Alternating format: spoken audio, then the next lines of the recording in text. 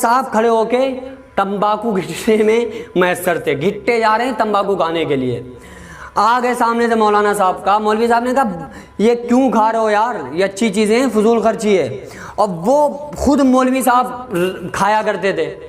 تو انہوں نے کہا کہ بھائی مولوی صاحب آپ بھی تو کھاتے ہیں، آپ کو بھی تو میں نے کھاتے ہوئے دیکھا ہے، مجھے منع کر رہے ہو اور خود تو کھاتے ہو.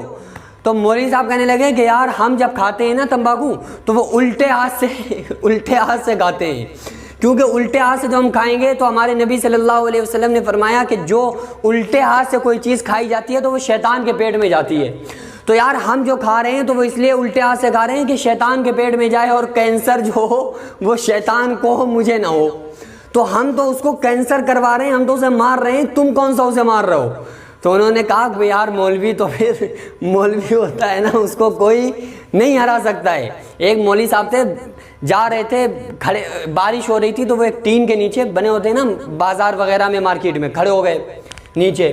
ایک دم بارش آ گئی، جیسے بارش آئی تو لوگ ایک دم بھاگنے لگے ایک سائے کی طرف، اور کوئی چھتوں کے نیچے، کوئی ٹین کے اندر.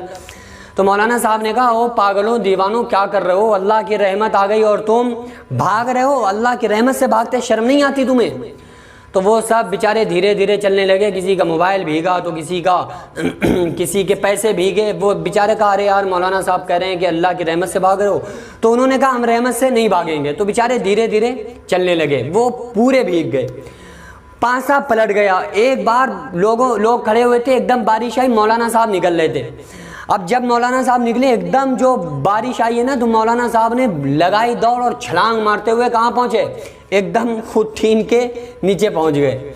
تو لوگوں نے کہا مولانا صاحب ہمیں تو آپ نے یہ بتایا تھا کہ اللہ کی رحمت سے بھاگ رہے ہو، اور خود آپ اللہ کی رحمت سے بھاگ رہے ہو، اللہ کی رحمت آئی اور آپ بھاگ رہے ہو.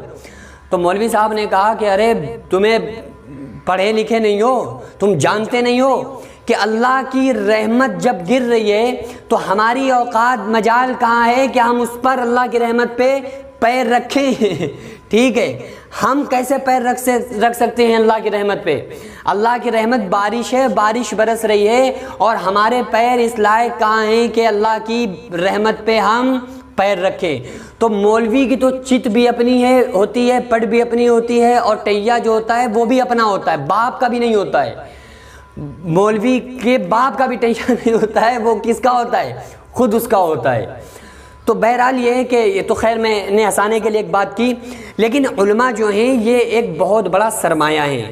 لیکن وہ علماء جو باعمل علماء ہیں، باعمل علماء کے لیے چیونٹیاں سوراخوں میں اس کے لیے دعائیں مغفرت کرتی ہیں، فرشتے آسمانوں پر اس کے لیے دعائیں مغفرت کرتے ہیں، اور مچھلیاں پانی میں اس کے لیے دعائیں مغفرت کرتی ہیں. باعمل عالم کا سونا بھی عبادت ہے. سو رہا ہے اور ایک صاحب تسبیح لیے بیٹھے ہیں، کوئی عامل صاحب، اور وہ سو رہا ہے، عابد صاحب تسبیح پڑھ رہے ہیں، لیکن وہ اس کا سونا اس سے زیادہ افضل ہے. سونا تسبیح پڑھنے سے بھی زیادہ افضل ہے ایک عام آدمی کے تسبیح پڑھنے سے، اگر باعمل ہے تو. اور اگر بے عمل ہے تو آپ صلی اللہ علیہ وسلم نے فرمایا کہ بے عمل عالم کے لیے، بے عمل جو عالم ہوتا ہے نا، تو اس کے بارے میں آتا ہے کہ وہ زمین کے اوپر آسمان کے نیچے بسنے والی مخلوق میں سب سے بدترین جو ہوتے ہیں وہ اس وقت کے علماء ہوں گے جو علماء سو ہوں گے. کیونکہ عالم بگڑا تو عالم بگڑا، عالم سدھرا تو عالم سدھرا. اگر انسان مولانا صاحب کو کوئی کام یہ کرتا دیکھے گا یار مولانا صاحب یہ کام کر رہے ہیں، مولانا صاحب سود کھا رہے ہیں، تو وہ کہے گا یار جب مولانا صاحب کھا رہے ہیں تو ہمیں کیا فرق پڑتا ہے.